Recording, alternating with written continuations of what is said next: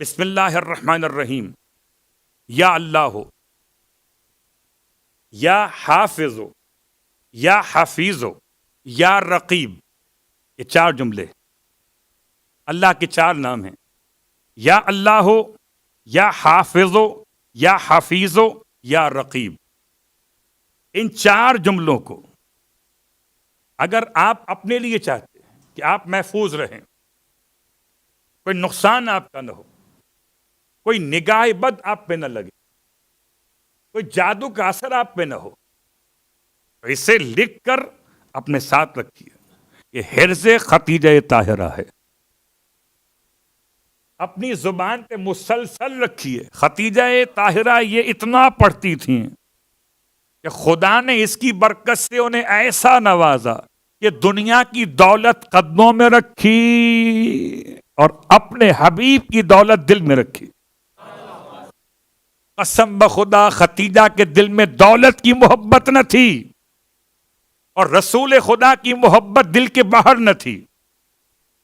اسی لیے سب کچھ اس پہ قربان کیا جس کی محبت خدا نے دل میں رکھی تھی. سب کچھ قربان کیا. دوسرا طریقہ ختیجہ طاہرہ سے توسل کرنے کا. بہرحال ہم اور آپ مثال دیتا ہوں آپ کی خدمت میں، شاید وہاں تک بات پہنچ جائے. اگر کوئی مشکل پیش آئے تو دعا قبول ہوتی ہے کس کی؟ ماں کی. اگر آپ کی ماں زندہ ہو، اللہ کے حبیب کی خدمت میں شخص آیا ہے اور آنے کے بعد کہتا ہے یا رسول اللہ میرے حق میں دعا کر دیجئے، اور میں جاؤ جا کے اپنے ماں سے کہو تمہارے حق میں دعا کریں. اس نے کہا پھر آپ دعا کر دیجئے، اور میں جاؤ جا کے ماں سے کہو.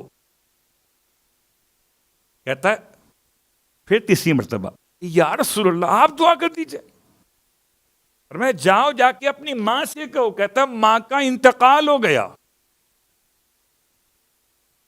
تب فرمائے جا کر باپ سے کہو کہ تمہارے حق میں دعا کر دے. تو اللہ کے رسول خود چاہتے تو دعا کر دیتے، لیکن ماں کی دعا اولاد کے حق میں کتنی معتبر ہے. اور ہم سب کے سب کسی اور کو ام المومنین کہیں گے مگر بعد میں. جو سب سے زیادہ سبقت کرنے والی ہیں، اس لقب کی اصل حقدار ہیں، وہ فاطمہ زہرا کی مادر گرامی. جیسے اپنی ماں کی قبر پہ جاتے ہو، اگر ماں کا انتقال ہو جائے اور ماں حیات ہو تو ماں کے پاس جاتے. خود مولا حسین علیہ السلام حضرت قاسم کے کامیابی کے لیے خود امام ہوتے ہوئے کیا فرما رہے تھے اپنی بھاوج سے کہ بھابھی دعا کریں قاسم کے لیے کہ خدا ماں کی دعا رد نہیں کرتا.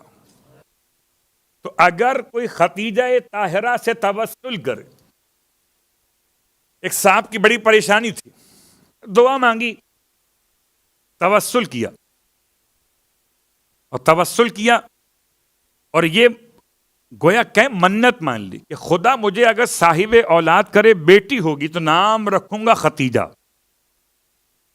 اور خدا نے بیٹی ہی عطا کر دی اور بیٹی عطا کی تو نام رکھا ختیجہ. کہتے ہیں جب سے خدا نے مجھے بیٹی عطا کی نام رکھا ختیجہ. تو جس گھر میں ختیجہ نام کی بچی موجود ہو اس گھر میں رزق ایسے اترتا ہے جیسے بارش نازل ہو رہی ہو. اللہ مولا کائنات علی ابن ابی طالب علیہ السلام کی بیٹی کا نام ختیجہ تھا.